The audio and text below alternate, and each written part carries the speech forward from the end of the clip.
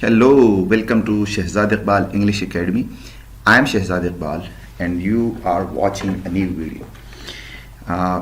अगर आप लोगों ने सब्सक्राइब नहीं किया तो सब्सक्राइब कीजिए और पूरी वीडियो देखिए और शेयर कीजिए फ्रेंड्स के साथ। आज जो टॉपिक हमने चुना है वो है 10 words with meaning, synonyms and sentences.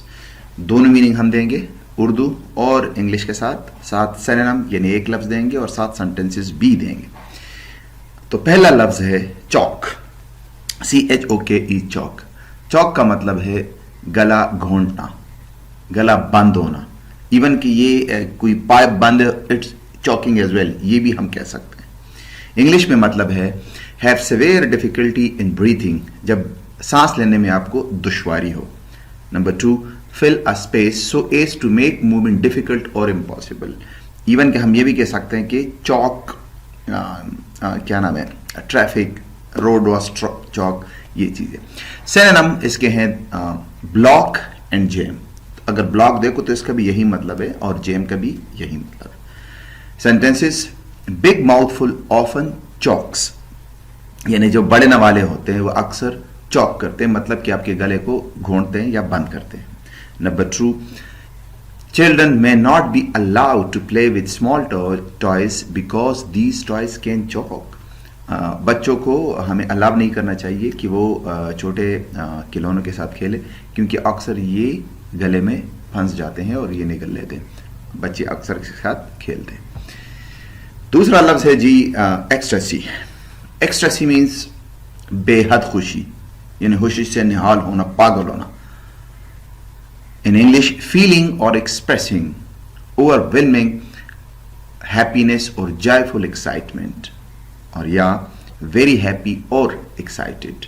तो इन दोनों का यही मतलब निकलता है कि बहुत ज़्यादा बेहद खुशी हो, joyful हो, excitement हो, उसमें बहुत ज़्यादा खुशी होना। सिनोनिम इसके हैं elated और joyful। इनके सेंटेंसेस बनते हैं The man threw his head back as he was in ecstasy, यानी बंदा इतना खुश था कि वो पीछे अपना सर किया, खुशी से वो पागल हो रहा था। So ecstasy means खुशी, बहुत ज्यादा खुशी। Number 2, sentence number 2, ecstasy gives us relief from tension and pain। ecstasy हमें क्या चीजें देती हैं? रिलीफ दे देता है टेंशन और पेन में, यानी जब आप टेंशन में हो तो आपको रिलीफ मिलेगा, जब आप पेन में हो तो आपको रिलीफ मिलेगा। तीसरा लफ्ज है मॉडेस्टी। मॉडेस्टी का मतलब है शर्म व हया या शाइस्तगी। मॉडेस्ट कहते हैं, हम कहते हैं ना बड़ा मॉडेस्ट बंदा है, मॉडेस्टी है उसमें, ये औरत में। इंग्लिश में इसका मतलब है the act of being the relatively moderate, limited और स्मॉल, यानी एक हद तक रहना। तो ये भी एक हया ही है ना। दूसरा मतलब इसका निकलता है नॉट टू प्राउड और कॉन्फिडेंट, जो ज्यादा प्राउड ना हो, जो ज्यादा कॉन्फिडेंट ना हो। तो इसका मतलब होता है शाइस्तगी और शर्मोहार। सिनोनिम इसके क्या है? Shyness, reserve, fairness. ये 3 अल्फाज इनके सिनोनिम से और भी बन सकते हैं, हम वक्त और जगह की कमी की वजह से 3 ही दे सकते हैं। सेंटेंसेस इसके बनते हैं number 1, modesty wins praises for everyone. Yes, यानी मॉडेस्टी, ये जो शर्म हाया है, ये आपके लिए जीतती है क्या? प्रेजेस, लोग आपकी तारीफें करेंगे। Anyone without modesty is not welcomed in any society. जो बंदा भी मॉडेस्टी के बगैर हो, यानी जिसमें शर्म हाया ना हो, उनको किसी भी सोसाइटी में वेलकम नहीं किया जाता, खुशामदीद नहीं कहा जाता। Number 3, she did a lot of charity but her modesty allowed her to talk, didn't allow her to talk about। Sorry, मैंने इधर डिड नॉट नहीं लिखा। उन्होंने बहुत ज़्यादा चैरिटी की है, मगर उनकी मॉडेस्टी ने उसको इजाज़त नहीं दी कि वो इसका चर्चा करे।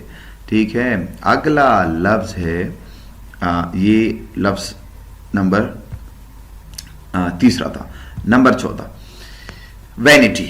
वैनिटी मीन्स गुरूर, खुदनुमाई, अपने आप को पेश करना, हर जगह पे तारीफें करना अपनी। और इंग्लिश में इसका मतलब है एक्सेसिव प्राइड और admiration of one's own appearance. और दूसरा मतलब इसका निकलता है the quality of being vain. दोनों का मतलब ये कि एडमायरेशन को, अपने अपीयरेंस को प्राइड को बहुत ज्यादा बड़ा चढ़ाकर बयान करना या शो करना। और the quality of being vain मतलब कि फजूल होना, कोई काम ना करना और बहुत अपने आप को साबित करना। इसके सिनोनिम्स है कंसीट एंड प्राइड, दोनों का मतलब सेम ही है। और सेंटेंसेस इसके बनते हैं his vanity is a big handicap to him in his political career. हाँ, उनकी जो वैनिटी है, उनका जो गुरूर है, हैंडीकैप एक रुकावट है उनके पॉलिटिकल कैरियर में, एक उनकी कमी है, उनके माजूरपन है, कमी है, जो भी है उनके पॉलिटिकल कैरियर में। दूसरा जुमला है some celebrities talk softly without vanity. हाँ, कुछ मशहूर शख्सियात बगैर वैनिटी के बड़े बड़े आराम से बात करते हैं। हाँ, वो गुरूर में बिल्कुल नहीं होते, आराम से बात करते हैं। और कई ऐसे लोग हैं जिनको हम नाम नहीं दे सकते, कई हैं। अगला लफ्ज है फंबल। फंबल का मतलब है गड़बड़ करना, सत्यानाश करना। और इसका एक मतलब ये भी है खेल में बाल छोड़ना, यानी हाथ में बाल आ जाए और आपके हाथ से फिसल जाए, दैट इज कॉल्ड फंबल। ठीक है। इंग्लिश में इसका मतलब है हैंडल समथिंग क्लमजीली और डू समथिंग awkwardly। कोई भी काम क्लमसीली, बेहूदगी से, अनाड़ीपन से किया जाए, awkwardly किया जाए, that is called fumble. Fumble के सिनोनिम है स्पॉइल, बॉच, क्लमजी एंड मिसफील्ड। जिस तरह हमने कहा कि बाल छोड़ना। सेंटेंसेस इसके बनते हैं आई फंबल ड्यूरिंग माई प्रेजेंटेशन। जब मैं प्रेजेंटेशन कर रहा था तो मैं फंबल हो गया, यानी गड़बड़ मैंने की या सत्यानाश किया, गलत बोला शायद। The fielder fumbled because the ball was wet. अगर आप इवनिंग टाइम फील्डिंग करते हैं तो बॉल जो गेंद होती है वो वेट होती है, गीली होती है, और फिर फील्डर फंबल करता है, कैच छूटते हैं। कई कैच छूटे हैं और आपको पता है कैच छूटते हैं ना। It was a fine speech, but he fumbled because he had not practice. Speech बहुत बेहतरीन थी मगर उनकी प्रैक्टिस नहीं थी, इसी वजह से वो फंबल हो गया, उसने गड़बड़ किया, सत्यानाश किया। तो आपको भी चाहिए ना कि हर टाइम आप भी प्रैक्टिस में रहो। नेग्लिजेंस, नेग्लिजेंस मीन्स गफलत या लापरवाही, बेपरवाही, यानी जब आप किसी चीज की तरफ ध्यान ना दो। अक्सर आपके पेरेंट्स आपको कहते हैं ये करो और आप गफलत में, बेपरवाही, लापरवाही में वो काम नहीं कर रहे, दैट इज कॉल्ड नेग्लिजेंस। जाहिर बात है। इंग्लिश में इसका मतलब है failure to take care over something, यानी किसी चीज का ख्याल रखने में अब जब फेल हो जाए, या breach of duty which results in damage, और ड्यूटी को छोड़ना, यानी ये भी गफलत, ब्रीच, जब और वो बड़े पैमाने पे डैमेज बनता है। अक्सर लोग जो ड्यूटी पे जाते हैं वो नेग्लिजेंस से काम लेते हैं और फिर बहुत ज्यादा तबाही हो जाती है। इसके सिनोनिम है केयरलेसनेस, नेग्लेक्ट और लैक्सिटी। तीनों का मतलब यही गफलत और बेपरवाही है। सेंटेंसेस इसके क्या बनते हैं? The company threatened the employ for his negligence. अक्सर कंपनियां ये फिर अपने एम्प्लॉयज जो होते हैं, उनके जो काम करने लोग होते हैं, उसके खिलाफ मुकदमा करते हैं क्योंकि उसकी नेग्लिजेंस की वजह से कुछ उनका नुकसान होता है। तो कंपनी ने उसको थ्रेट किया, मतलब कि उनको ये धमकाया कि उनके खिलाफ इस गफलत के बारे में कुछ करेंगे। Parents negligence often makes a child dull and idle. अगर पेरेंट्स नेग्लिजेंस करे, मतलब गफलत करे, बेपरवाही करे, तो ये चाइल्ड उससे डल और आइडल बनेगा। तो नेग्लिजेंस का मतलब आपको समझ गया ना, यानी ऐसा काम जिसमें आप लापरवाही करो, बेपरवाही करो और आपको याद ना हो। अगला लफ्ज है स्टैमर। स्टैमर का मतलब होते हैं हकलाना, रुक रुक के बातें करना। अक्सर बेचारे बच्चे लोग, बड़े लोग, छोटे लोग, ये जब बात करते हैं तो ये फंस जाते हैं बीच में, हकलाते हैं। इसको उर्दू में हकलाना और इंग्लिश में स्टैमर बोलते हैं। इंग्लिश में इसका मतलब है a tendency to repeat the initial letter of a word. बाद बंदा फंस जाते हैं ना, tendency like that, so that is called stammering. ये एक बीमारी है, प्रैक्टिस की जरूरत है इसको। टू से और speak with unusual pauses, pauses उसमें बार बार वक्फा करता है, बेचारा कुछ बोल नहीं सकता।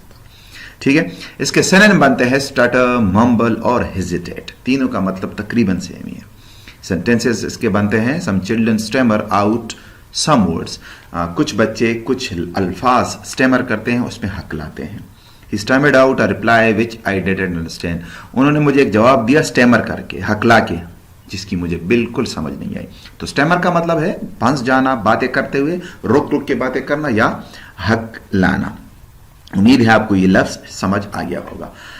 अगला लफ्ज है साइमल्टेनियसली। साइमल्टेनियसली एडवर्ब है, इसका मतलब है एक ही वक्त में या साथ साथ। जब दो चीजें साथ साथ हो दैट इज कॉल्ड साथ साथ, उसको कहते हैं एक ही वक्त में। इंग्लिश का मतलब है एट द सेम टाइम और happening exactly at the same time, बिल्कुल एक वक्त हो जाना। सिनोनिम्स के हैं कंकरेंटली और टुगेदर। अगर आप दो बंदे दो काम कर रहे हैं अलग अलग एक ही वक्त पे, आवाज आ रही है तो हम सिमल्टेनियसली कह सकते हैं। लाइक ये जुमला देखिए, two guns fired almost simultaneously, दो आवाजें आई हैं गन की और सिमल्टेनियसली तकरीबन साथ, ऑलमोस्ट तकरीबन। The final match will be broadcast simultaneously on TV and radio. Final होने जा रहे क्रिकेट का और आप लोग भी देखोगे, हम भी देखेंगे, और ये सिमल्टेनियसली टीवी रेडियो सब पे एक साथ ही ये ब्रॉडकास्ट होता है। अगला लफ्ज है लिटिगेशन। लिटिगेशन का मतलब है कानूनी चाराजोई, मुकदमा लड़ने का अमल, यानी किसी के खिलाफ कोई मुकदमा करना।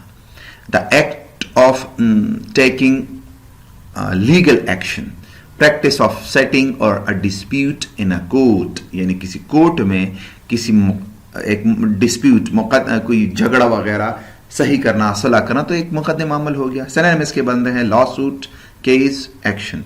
सेंटेंसेस के कई बनते हैं। एक ही है litigation by the ministry has marked the sports aid the sports complex. Marred मतलब खराब कर देना, यानी मिनिस्ट्री ने जो केसेस चलाए हैं स्पोर्ट्स के खिलाफ तो उससे खेले कई बहुत ज्यादा खराब हुए। Some business disputes require litigation, हाँ कुछ कानूनी ऐसे बिजनेसेस हैं जिनके कानून उनके खिलाफ काम होना चाहिए क्योंकि वो एक दूसरे के साथ ताउन नहीं करते। आखिरी लफ्ज है सैंक्टिटी। सैंक्टिटी का मतलब है हुर्मत या तकद्दुस, दोनों का मतलब सेम ही है। और इंग्लिश में इसका मतलब है the state of being Holi and sacred, holiness of character and life. इसके इंग्लिश के दो मतलब है। सिनोनिम्स इसके बनते हैं होलीनेस और गॉडलीनेस। सेंटेंसेस इसके बनते हैं numerous miracles were proof of his sanctity, यानी कई मोजज़े उनकी हुर्मत के सबूत थे। प्रूफ्स सबूत। Every good person believes in sanctity of human life, हर एक अच्छा बंदा किसी की जिंदगी का तकद्दुस या की हुर्मत पर यकीन रखता है। सैंक्टिटी मीन्स हुर्मत, यानी किसी भी चीज़ का तकद्दुस। I believe in sanctity, sanctity of something. ये आज के 10 अल्फाज थे, उम्मीद है आपको पसंद आया होगा। Thanks for watching. आप ये वीडियो ज़रूर शेयर कीजिए अपने फ्रेंड्स के साथ, अपने कलीग के साथ। Thanks for watching. Allah Hafiz.